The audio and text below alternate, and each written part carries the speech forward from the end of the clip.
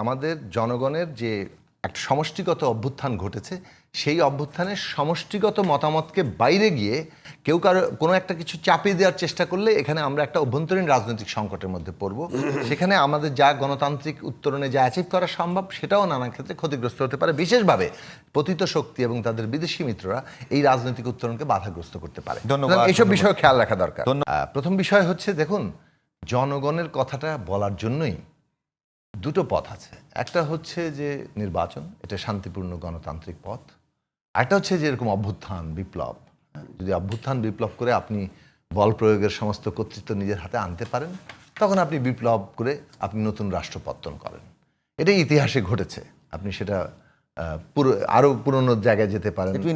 ফরাসি বিপ্লব থেকে চীন বিপ্লব দেখেছি। বলেন, যদি মানে নির্বাচনে কোনো দলগুলো বা কোনো একটা জোট পাশ করলো, তারা এগুলো যে সিদ্ধান্তগুলো হলো তারা পাশ করতে চাচ্ছে না, তখন আবার জনগণকে আবার একটা বিপ্লব করতে হবে, আবার অভ্যুত্থান করতে হবে, এরকম কিছু না। প্রথমত পাশ করতে চাচ্ছে না, এটার কোনো সুযোগই নেই। তাহলে আগে করলে সমস্যা হবে। আগে করা যাচ্ছে না। সংবিধান আপনি নিজে নিজে বদলাইতে পারেন না। সামরিক শাসন হতে হয়। সংবিধানে অনেক কিছু, আমি আবারও বলি, সামরিক শাসন হতে হয়। আপনি বদলেছিল, ধরেন আপনি মানে উদাহরণ দিতে পারবেন, সেটা হয় সামরিক শাসনে অথবা সংবিধান স্থগিতকালে এ ধরনের প্রোক্লামেশন হয়।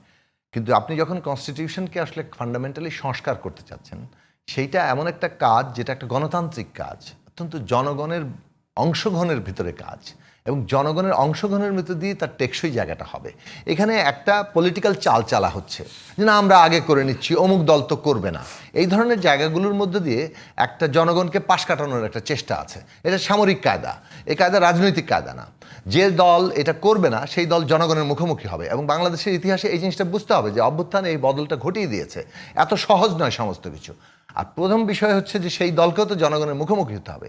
সুতরাং যা কিছু সে এই পুরো জিনিসটাতে তার লিখিত পরিত আছে, ঐক্যবদ্ধ হচ্ছে, এরকম সেই জায়গাটাতে আপনি সাইন করছেন। এমনকি এটা বাস্তবায়নের যে অর্ডিন্যান্স, যেটা আগামী সংসদ যে নামেই অঙ্কিত করেন তাকে বাস্তবায়ন করতে হবে, এই বাধ্যতামূলক অর্ডিন্যান্স হতে পারে। আরেকটা জিনিস হতে হবে যে, ধরুন একটা সংবিধান বদলাতে হয় দুইভাবে।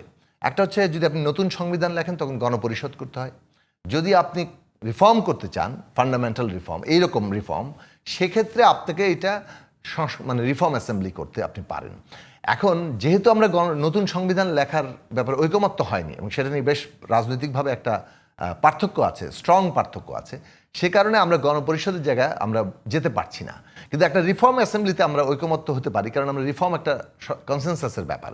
সুতরাং এই যে সংবিধান সংস্কার পরিষদ গঠন করা, তার মানে হচ্ছে আপনি জনগণের এখতিয়ার নিচ্ছেন, জনগণ আপনাকে এখতিয়ার দিচ্ছে এই সংসদকে যে সে সংবিধান সংস্কার করতে পারবে এবং মৌলিকভাবে সংস্কার করতে পারবে।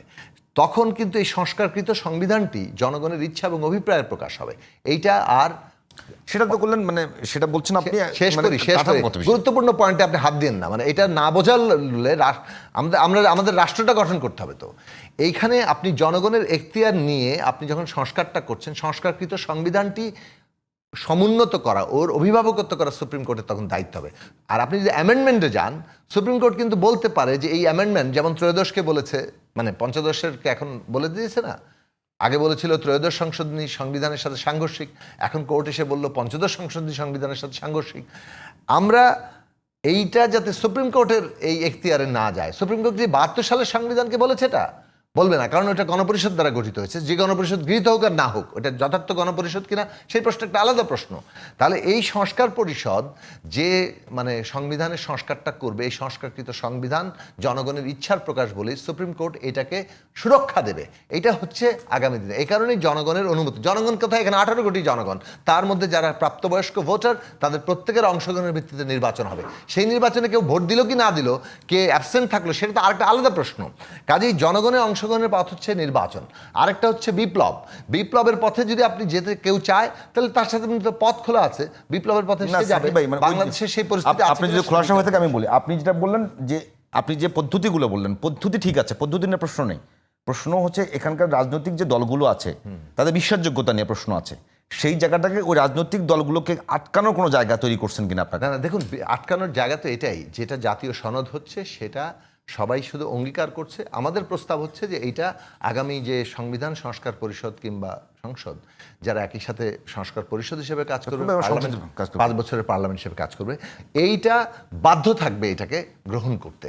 সেই বাধ্যতামূলক অর্ডিন্যান্সটা জারি করা যেতে পারে। কিন্তু আপনি যদি মনে করেন প্রোক্লামেশন দিয়ে এখনই এটা বাস্তবায়িত হয়ে গেল, এই ঘোষণা দেন, বেসিক্যালি এটা আপনি জনগণকে পাশ কাটিয়ে যাচ্ছেন। জনগণকে আমরা যেমন রাজনৈতিক দল, এই কয়েকটা রাজনৈতিক দল তারা বসেই একটা ঠিক করতে পারে না, এটা পারে, এটার ফর্মটা নিতে চাচ্ছেন বিপ্লবী, কিন্তু এখনো বিপ্লবী ফর্মটাকে কোনো একটা দল যখন বিপ্লবের কর্তৃত্বটা অর্জন করে তখন সে সেটা বাস্তবায়ন করে। ধন্যবাদ তাকেও ফরিদ কিন্তু জনগণের অনুমোদন শেষ পর্যন্ত নিতে হয়। কোনো বিপ্লবী সরকারই শেষ পর্যন্ত আবার ইলেকশন দিয়ে জনগণের অনুমোদন না নিয়ে টিকতে পারে নাই। কিন্তু প্রশ্ন সাকিব ভাই, হচ্ছে, আমি এইখানে বিপ্লব প্রশ্নেই কিন্তু একটা বিরাট রাজনৈতিক মতপার্থক্য আছে। আচ্ছা, বিপ্লব আছে বলেই আপনাকে যেতে হবে কনসেনসাসের ভিত্তিতে। কনসেনসাস হচ্ছে এইগুলো, আমাদের জনগণের যে একটা সমষ্টিগত অভ্যুত্থান ঘটেছে, সেই অভ্যুত্থানের সমষ্টিগত মতামতকে বাইরে গিয়ে কেউ কারো কোনো একটা কিছু চাপিয়ে দেওয়ার চেষ্টা করলে এখানে আমরা একটা অভ্যন্তরীণ রাজনৈতিক সংকটের মধ্যে পড়ব। সেখানে আমাদের যা গণতান্ত্রিক উত্তরণে যা অ্যাচিভ করা সম্ভব সেটাও নানা ক্ষেত্রে ক্ষতিগ্রস্ত হতে পারে। বিশেষভাবে পতিত শক্তি এবং তাদের বিদেশি মিত্ররা এই রাজনৈতিক উত্তরণকে বাধাগ্রস্ত করতে পারে। ধন্যবাদ। এইসব বিষয়ে খেয়াল রাখা দরকার।